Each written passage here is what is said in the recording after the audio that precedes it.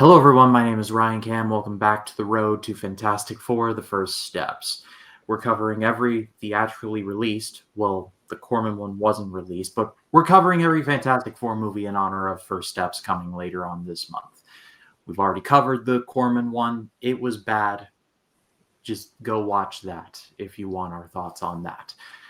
But now let's get into the first traditionally released Fantastic Four movie called Fantastic Four. This was directed by Tim Story, starred Ion Gruffudd, Chris Evans, Michael Chiklis, Julian McMahon, rest in peace, and Jessica Alba.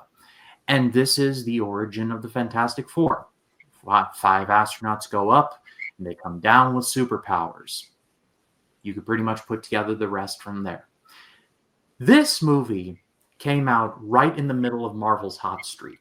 The 2000s really belonged to them. 2000, they did X-Men. 2002 was Spider-Man. 2003 was X2. And 2004 was Spider-Man 2. The definition of strength to strength.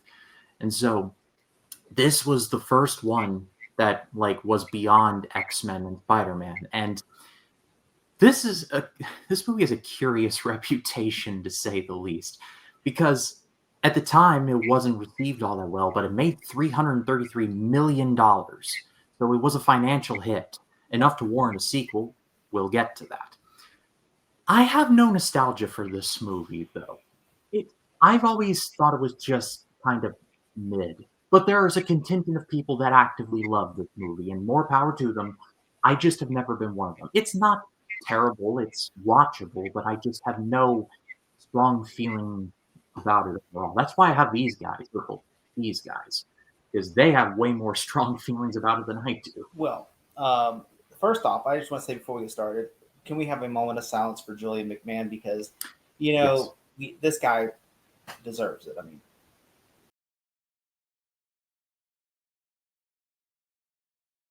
I just want to say I always loved this movie as a kid. Like I grew up watching this movie over and over and over again. I was a big fan of the Tim Story Fantastic Four movies. I am going with this an unbiased perspective. Okay, I know people. I'm compromised because I love this movie so much. This movie has flaws. Yes, like there are some visual effects that do not hold up well. I was like, okay, that does not hold up well, and there's some kind of wishy-washy of like Doctor Doom's plan, but I do like this movie still. I mean, it does to me hold up still well. And this is the only Fantastic Four movie out of 4 movies. This is the only one that actually did well at the box office. Yeah, if you can believe. You want to know why, and you want to know why. Jessica Alba. That's why.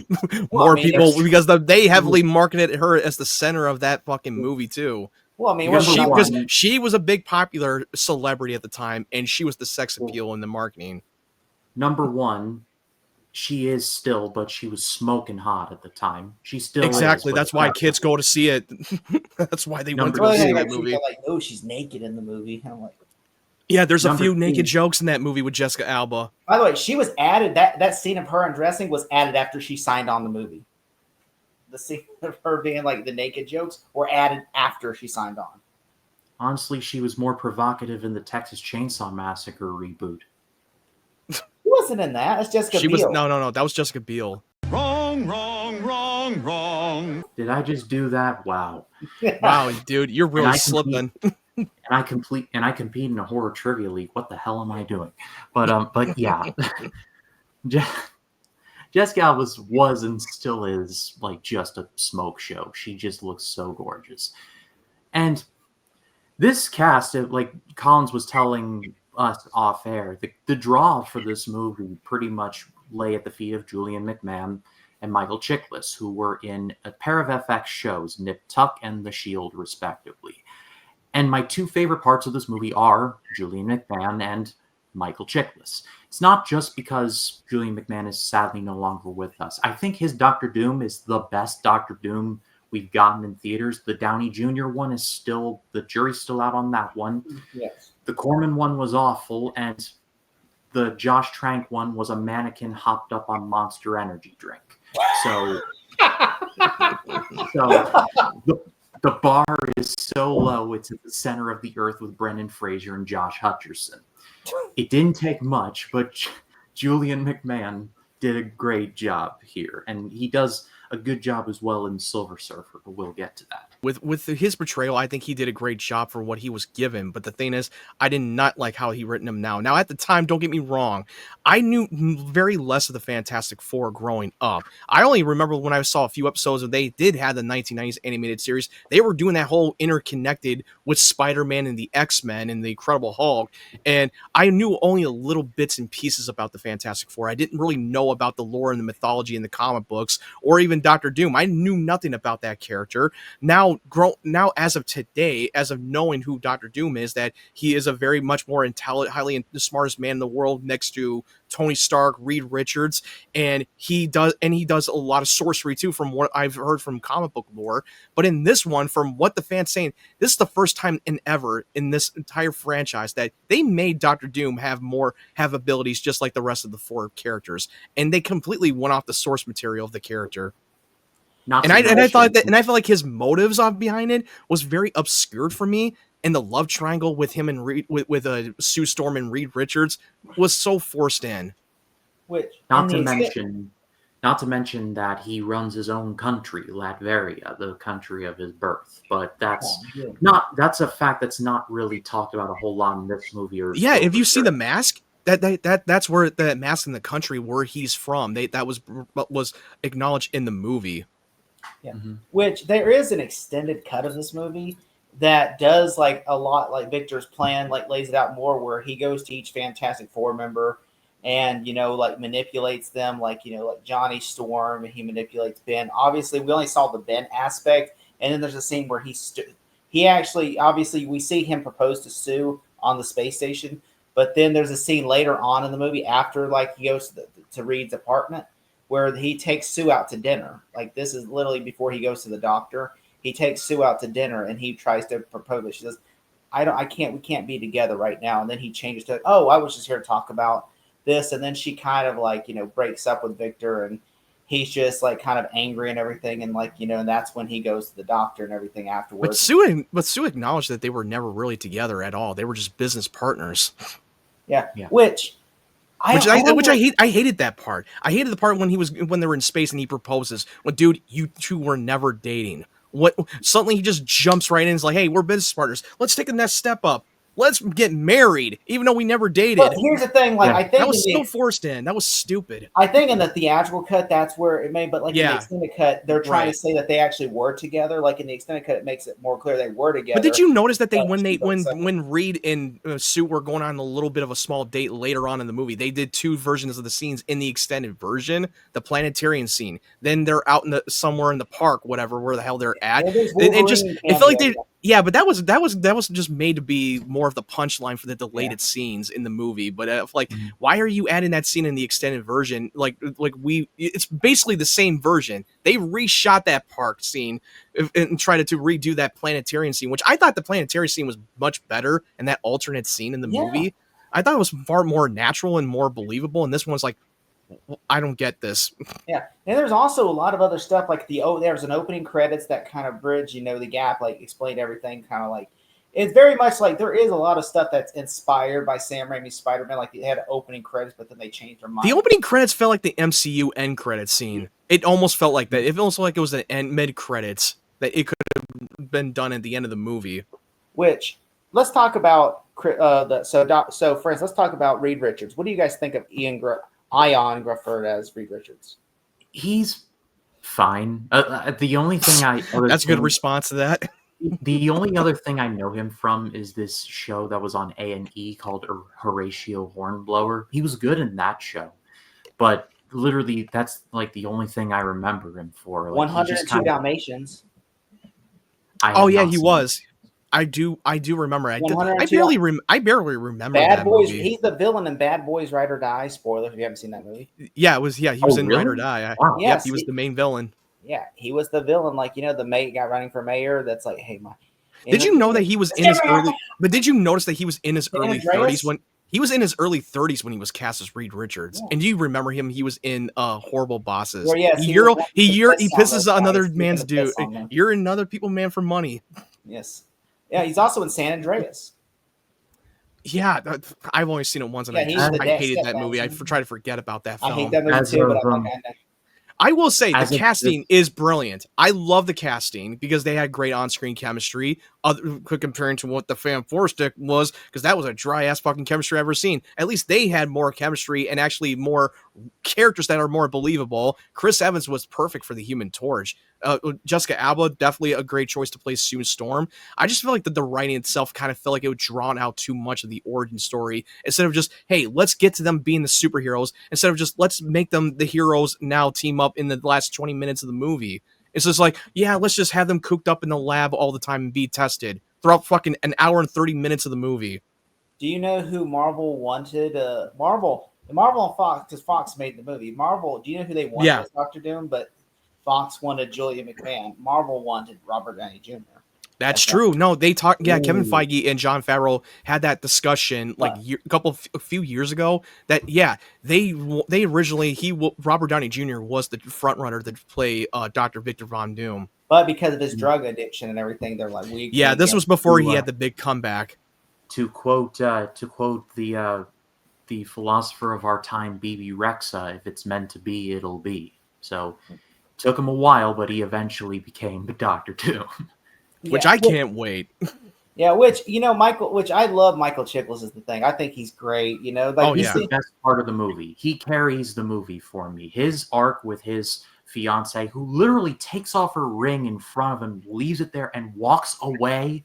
That's the And also that's Lauren Holden from The Walking Dead. Remember, she was also in the final season of The Shield with Michael Chiklis.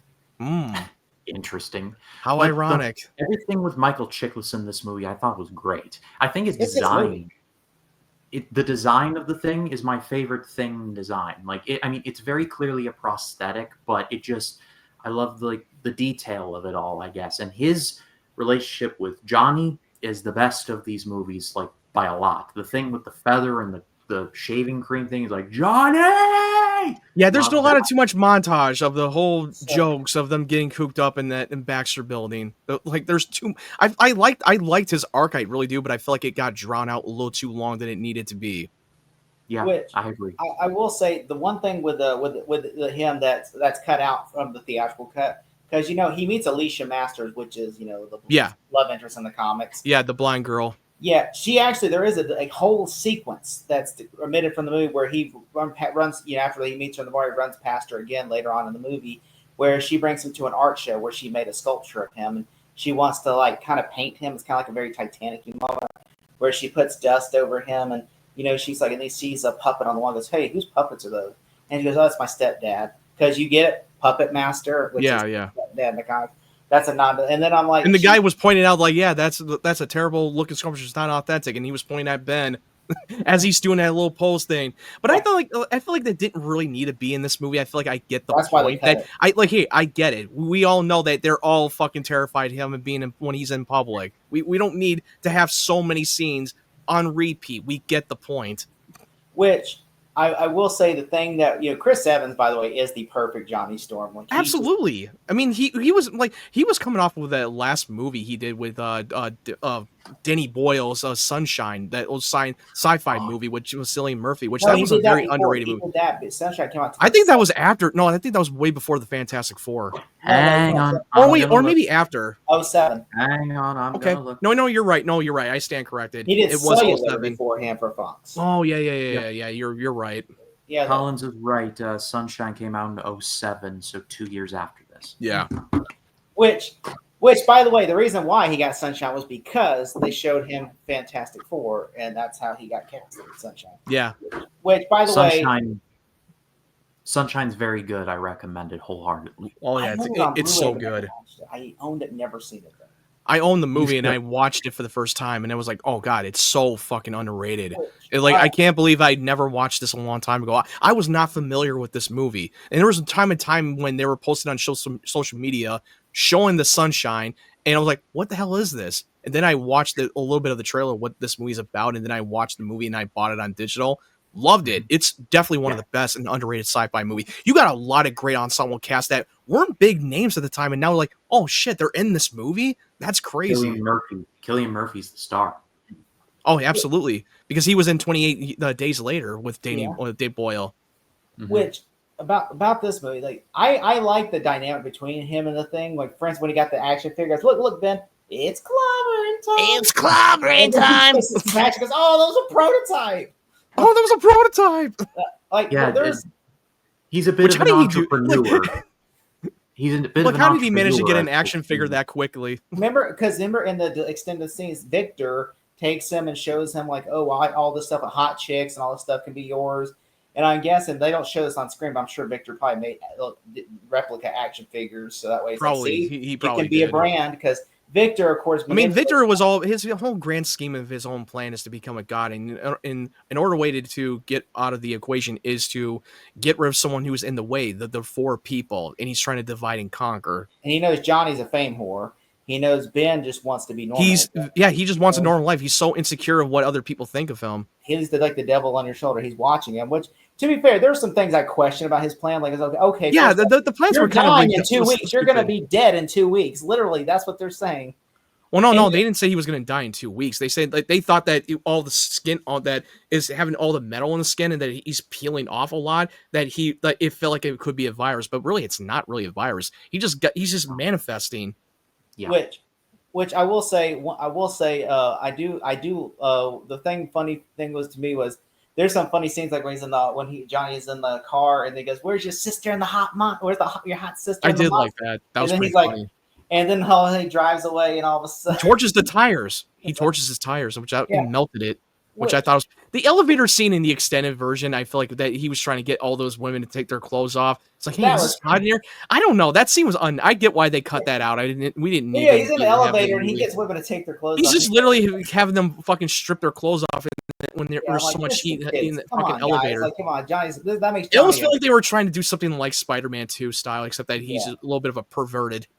There is one scene that actually redeems Johnny at the end when the extended cut where Johnny is trying to hit on it. He's doing like fire tricks because Sue says earlier all they see you as is the magic trick. They don't see you as a person. You're just a fan. You're just a fan to them. You're not like they don't really care about you. And he's all about getting a lot of fame and attention. He wants to be loved by a lot of people. And then he does that. Like that one woman tells him like, "Hey, if I had your powers, I would have done the help people and not do some parlor tricks." Yeah, because he's in a bar and her boyfriend comes up and he goes, "Is this your boyfriend?" And he goes, "Yeah." He says, "What are you going to go do, a magic trick?" And then he does this. He does like the scene like in X-Men 2. He takes his drink and sets his drink on fire. And he goes, "What?" And then he goes, and she goes, "You know what?" Everybody's looking at him like he's a freak now and everything. And he goes, and she says, "Yeah, if you had your power, I would be doing great saving people." And then everybody looks at him like he's a freak. And so he just realizes that Sue was right the whole time and then just leaves. And also, he just needed to get his head out of the cloud off that bull. Like, stop with this whole fame. Yeah, that's why he was walking all mopey at the whenever he saw. Yeah, I will admit that scene. I thought that was not necessary to cut that scene out of the movie. It adds a little bit more character growth to Johnny, making him realize that. Yeah, like you said, that Sue was right the whole time. You're just a magic trick to them. You're a fan. You're nothing more. And I feel like you can do something more with it instead of just getting fame.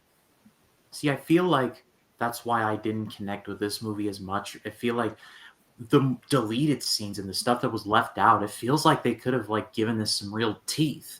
And the movie's fun, but that's just about it for me. And that's really not enough, especially in the recent history when you got 2 X-Men movies that explored mutation and all of that and were a lot of fun, but had something to say. And then 2 Spider-Man movies, which were primarily made for being a lot of fun, summer blockbustery. But there were many scenes where you look back at it and you go that really makes you think about it right there. With this, I feel like there was a plan to do something like that, but something along the way just was nah, maybe not. Yeah, the problem is comparing to what Spider-Man did, they didn't take too long to get to the origin story. They only did 20 minutes of the origin story, and he's already Spider-Man, being Spider-Man. It took them the last 20 minutes for them to be the team. Yeah, and the movie is the theatrical cut is 1 hour and 45 minutes. The extended cut is 2 hours and 6 minutes. They made them. That means there is half the movie. That means they made them cut what matter? What's the math there? Around 15. 20 minutes. Hour 45. It's 2 hours and 6. Yeah, they made him cut around 20. There's 20 minutes of footage they made him cut out of the movie. I still because- wish they would have cut that second scene out for that date scene with Sue and Reed. I feel like they should have Yeah, they take should that have put out the date because I scene feel in. like why do you need to add that scene in there? It was not necessary. You're just re-showing the same scene again, except in a different location. And then Wait. you're showing the Wolverine look of him, a strong man like that. That Nobody was knows probably that's like that a was probably in the novelty. editing room for the deleted scenes as a punchline joke, as an Easter egg thing. Also, there's something I really love. So talking about this the theatrical version, there's some stuff I do love in the movie. Like I do really like, the scene where, Victor Von Doom, like he goes to like, wherever, he, like how he says when he's getting angry, like, and he goes, you're like, whenever he says, no, he says at the beginning of the movie when he says the deal is 75%. He said, what's the price? 75%. And then Ben goes, why not his firstborn? He says, he said 75%. He goes, what? Come on, Ben, 25%. You get to keep the lights on for another 6 months. And I'm like, that's a terrible deal. 75%. That's a terrible. Well, Reed had to take what he can get. 75%. It's a bad deal. I agree with you. I'm like, and that's what Ben goes, why not his firstborn as well? It's like, just like, I love when Ben said that. Ben's got his back on that. And then there's something I really like that there's the scene where Johnny's on the motorcycle making out with the model going up, and they're like looking at the video. He goes, no, I'm not doing it. He goes, why? He says, sternal ignition. He says, no, I'm not taking orders from the underwear model. He crashed a flight simulator with a bunch of models. A flight With a big simulator. Victoria's Secrets wannabes into a flight simulator. Simulator. Yeah. It's like how many times I've asked you that? 5 times. Like I added a 4. Well, no, that was a little bit on the nose thing. Fantastic Four, get it? I didn't like the fact when the people that the news crew named the Fantastic Four just like that. Yeah, I hate that. That was stupid. Like really? That's who you came up with a name off the fly. They said that I was really doing some looking up some trivia. It says that Victor Von Doom was the writers wrote the way Tim Story wanted to portray Victor Von Doom was to a famous Hitchcock villain, Philip Van Dime, in North by Northwest. Philip Van Dam. Oh yeah, I know who that is. Yeah, because they said Victor. That's what he told Jillian to portray him like Philip Van Dam, where he's always looking down at Reed, like he's better than everyone else, and that's the way he wanted to portray him. Like you're never at equal footing with. I wish they would have him a little bit doing a little bit more intelligent things, because Victor Von Doom is just as smart as Reed Richards. This one, he's just a powerful rich man. That nothing more. The only thing he does something smart. I do make him more smarter, but like I hate he only just throw some fucking chemistry 101 and when he was freezing using that liquid nitrogen on fucking Reed Richards. That's the only thing. You make him do something intelligent. Like, come on, he's just you just made him out to be just a rich, manipulative asshole in this movie. Well, to be fair, he does fix he fixed the algorithm. He only just fucking stuck his hand in the fucking cosmic to make it. He was working. That's all he did. That's the only thing he did was intelligent. Before Ben came in there, he was fixing a couple of things. Before that, he was fixing a couple. He didn't do anything with it. He only knew what he had to do. Reed even said, "I need more power to control the storm," and he used his power to control. That he has the ability to control energy, and he stuck his hand in there. That's all he had to do is to increase more power. Which, by the way, at this point, I had my question. These were a couple of questions I had when I watched the movie. I love the costume of Victor Von Doom. I love the mask. I love that. That was a perfection of the costume. I was going to go pull it out, but I forgot to. I was going to pull it out. They definitely ADR'd his voice too, which they knew that they couldn't do that Roger Corman thing where you just hear him talking through the mask and it muffles, and they had to ADR. I'd much rather prefer that over. What do you think about that, Reed? What do you think about that? Now I'm starting to sound like fucking Bane from The Dark Knight Rises. What do you think about that, Reed? I prefer to hear what my villain has to say. Thank you. Which I will say, I think with Julian McMahon, the one thing there's some flaws I had with his character a little bit. One character flaw besides him being obviously the Norman Osborn knockoff was literally like how to get cameras in his Reed's place. Like, first off, I don't think like Reed is like. He got a great angle. He got a great angle, like you're watching a movie cutscenes. He's just sitting there watching them. I do like they pulled the staples off when he's pulling. But also, why didn't he just tell them that he has powers then? If he really wanted to know more, I don't get that part. They went to the Smallville School of Convenient Camera Placement. Also, I think it was great when he killed the board member. But the only thing is that is very Spider-Man. I was like, they pulled that fucking Spider-Man thing. and then him killing the board, which even though I thought was great, you see the guy. Dude, you should add that clip in when they were about to have him voted out of the fucking company. Well, you can't do this to me. I started this company. You know how much I sacrifice? Which the scene where he's in the creepiest scene to me in the whole movie is when Victor is stalking him like prey in the parking lot, and he just doesn't say nothing, and then all of a sudden he just sees lightning shoot through the guy, and you see a hole in his chest. I can literally hear him say, "Out, am I?" Like, that's crazy to see it. He had a hole in his chest. You see his organs. Yeah, you see a hole in the chest. And he's just like, I'm like that to me. I'm like, I can't believe the MPA allowed that. And also with the dinner scene with Sue and Victor in the extended cut, you notice that he was putting his hands on her shoulder, and you see the metal seeing all of his fingers, and she's not noticing that there's something off. Like, what the fuck is happening to you, Victor? Like, what? How does she not notice this? Yeah. You have and then remember that guy makes a joke. There's a black guy who makes a joke and goes, I wish my wife was invisible. And then he's like, drink is poured all over him. He goes, what the? I mean, there's some scenes that I do appreciate, but I feel like that it was drawn out a little too long than it needed to be, and it took forever to get to be this hero, the team up thing, and instead of just waiting for like the last 20 minutes. And also, it's a long origin story. How did Johnny get back to the helicopter? Why didn't he put no clothes on? Like, he shows up with nothing but the girl like covering his. Yeah. How did he get back to the helicopter? How did he do that? Like, he goes, hey guys, he runs in there naked. He goes, hey guys, I can explain this. I'm like, did you get the helicopter to pull you back up, or like did you just run through the snow naked with nothing? Leave. He can't get cold now. He can't. Yeah. There you go. How do you get back there? Never explained that. Also, is that woman still there naked in the water? Yeah, did she join him in the tub, in an hot tub? Which, by the way, that girl, like, she was Maria Menounos. She did a lot of us entertainment news back in her day. She only did the Cinemark. She only did like small roles here and there in the early 2000s until she stopped acting and just do more entertainment news. Which she's good in the movie. I like whenever, but I'm like. And also, Nurse doesn't dress up like that. I'm sorry, you're way too attractive to be a nurse. That's why a lot of the stuff was eye candy. Okay, they hired a lot of women. Yeah, it's a stereotypical 2000s that they need more eye candy in movies like this.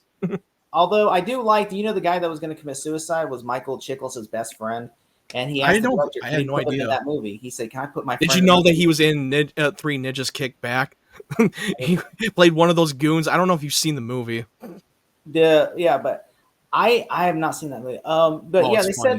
They said that Michael Chiklis was apparently very uncomfortable in the suit, and that what happened is that he said during the summer it was so hot, but then during the fall when everybody was cold, he was so comfortable. He goes, "I'm so comfortable. This is what y'all get." I can tell. Freezing.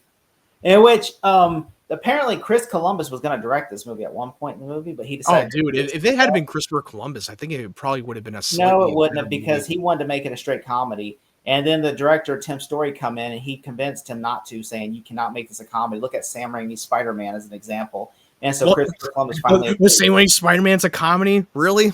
No. He said Christopher Columbus wanted to make this a straight comedy, but then he said you got to look at Sam Raimi's Spider-Man as an example of.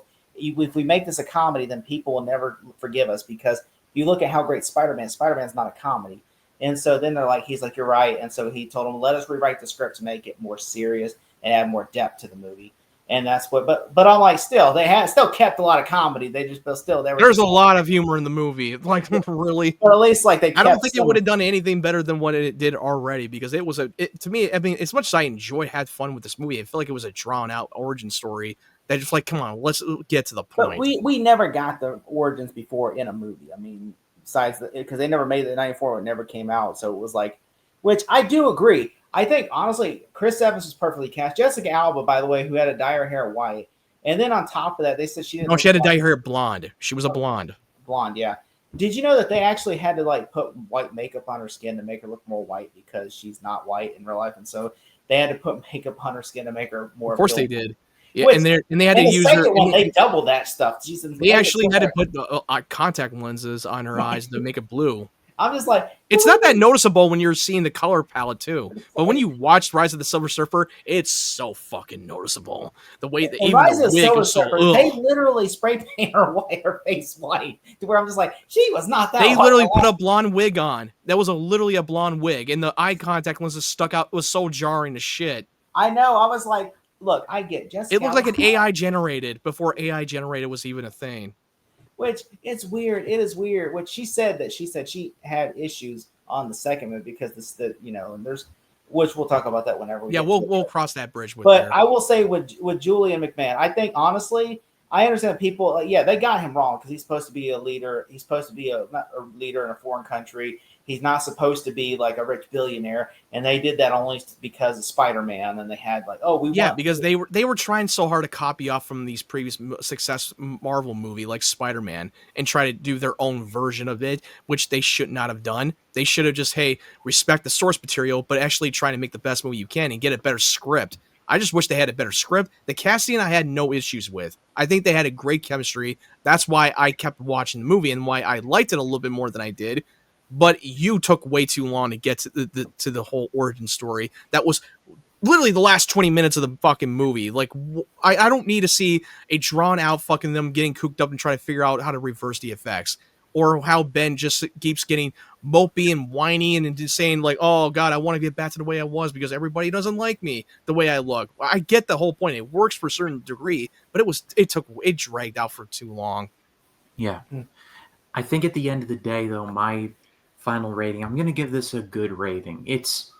I get why some people wouldn't like this, but I do get why people would like this. Me, I'm very much in the middle on that one. There's good stuff here, but unfortunately, it was like a mid-movie, and it kind of broke Marvel's hot streak for a time, because after that, it was X3, which I like, but at the time, people were like, what is this?